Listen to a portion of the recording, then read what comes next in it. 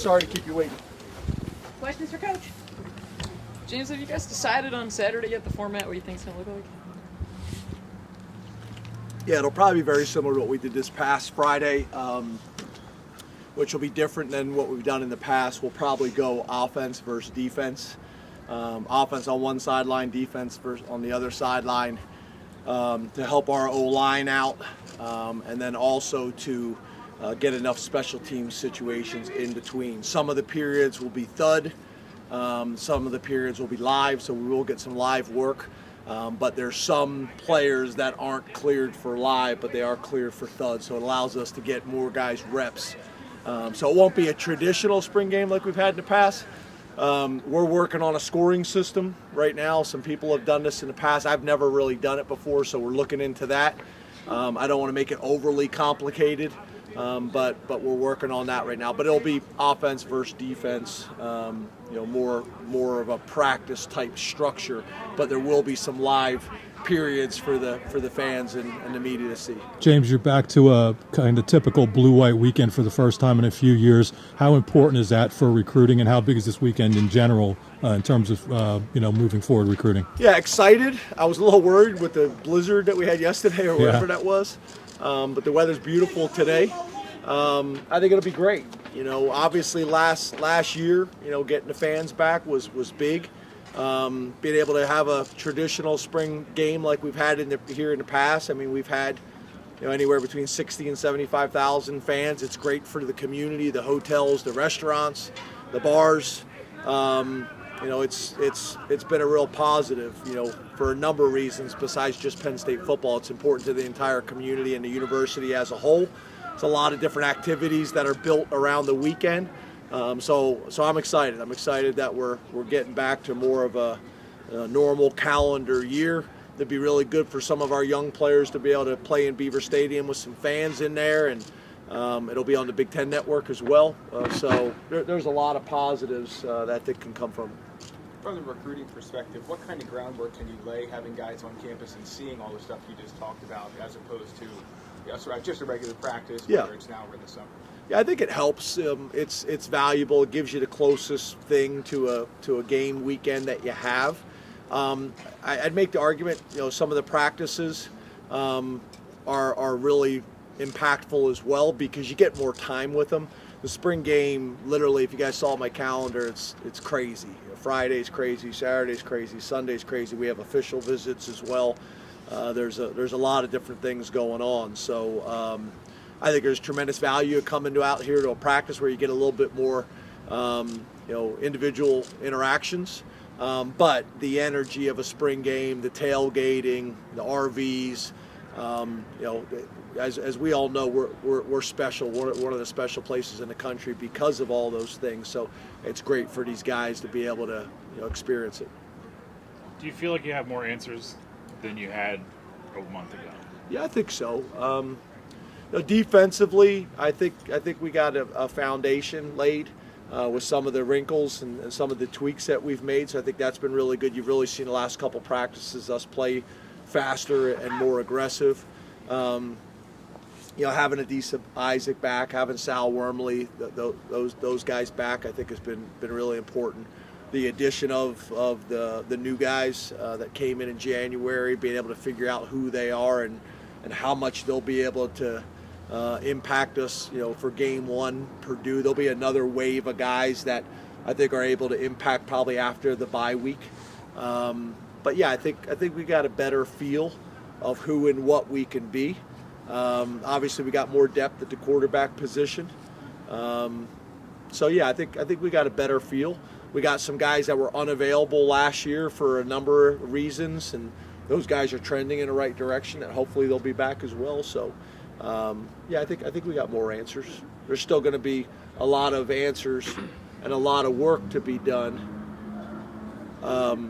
before the first game, but obviously we know more than we did before. James, yesterday Kevon Lee talked about a really motivated running back unit and the message that Jaywan Slater delivered this offseason. How do you think they've responded to the adversity coming out of 2021? Well, yeah, obviously, first of all, we didn't have the production that we wanted, and it's not just on them. There was a number of factors for that. But then on top of that, you bring in two talented, high school players, that are competing at a pretty high level right now. That's impacted it as well. So I think everybody is feeling the heat and the competitive juices, which I think is great.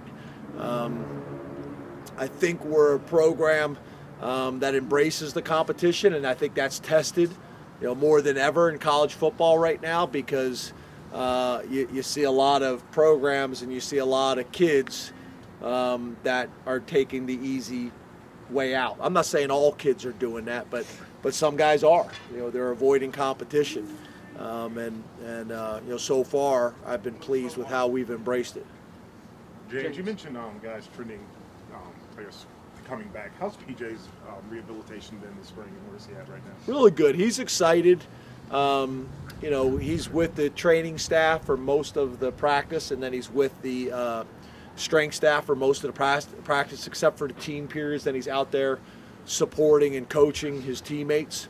But really good. He's excited. He sent me a video the other day of him running. He's gotten the new knee brace that he really likes as well. So I think, from everybody I've talked to, including PJ, I think he's a little bit ahead of schedule. But I also think we're taking a fairly conservative approach, knowing that, he's played a lot of football for us, and most importantly, we got to have him ready, for Purdue and for the season. James, Nick Tarburton talked about how he's kind of grown as a player and leader this spring. I'm curious what you've seen from him and how you think he's going to be able to build off of playing a full season last year.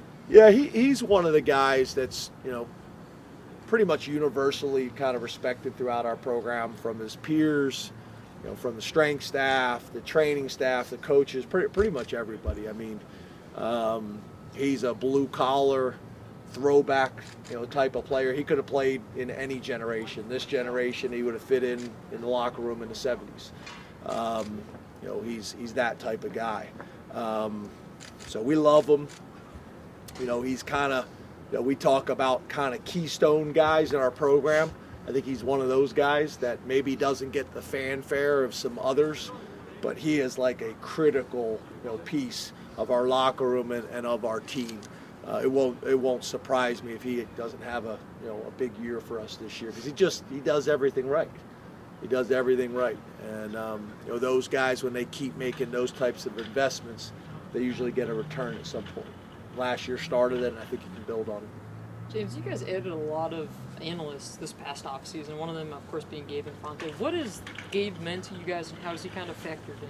Yeah, we really didn't add a lot of analysts. The analyst positions usually turn over because they're guys that are looking for full-time work. I think we may have added two, but yeah, different people in the building, because you hope those guys are able to either get a full-time job at Penn State, or they're able to go get a full-time job back in the NFL or college, which is typically the situation. But yeah, I think it's, we're always keeping our eyes open for that.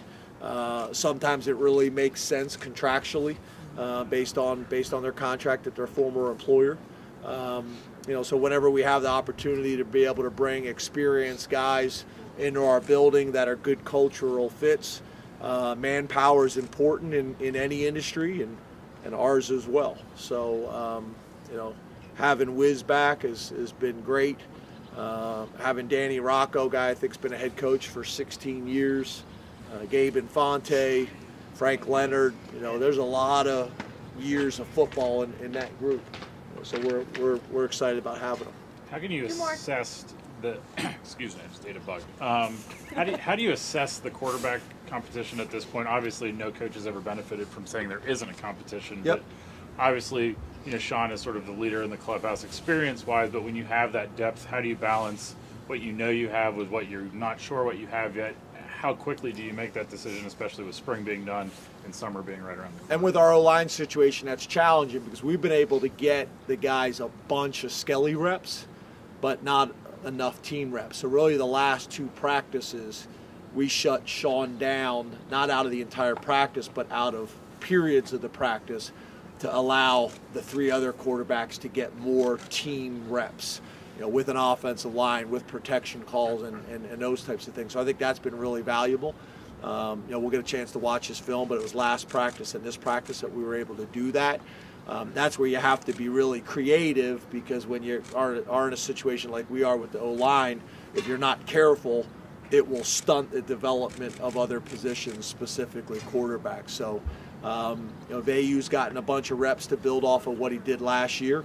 I know talking to the two true freshmen, they weren't really sure how many reps that they were going to get, and they've gotten more than they thought they were going to get. That probably would be a good thing if you could remind me, Chris. I'll run the numbers and see how many reps that they've gotten, and have that available for you guys the next time I've seen you. But they've gotten a good amount of reps, so I've been pleased with that overall. You'd always want more, but pretty good. I think we got a pretty good feel. Obviously Sean, but Christian, where he's at, Bo and Drew. They've gotten enough work that you got to feel.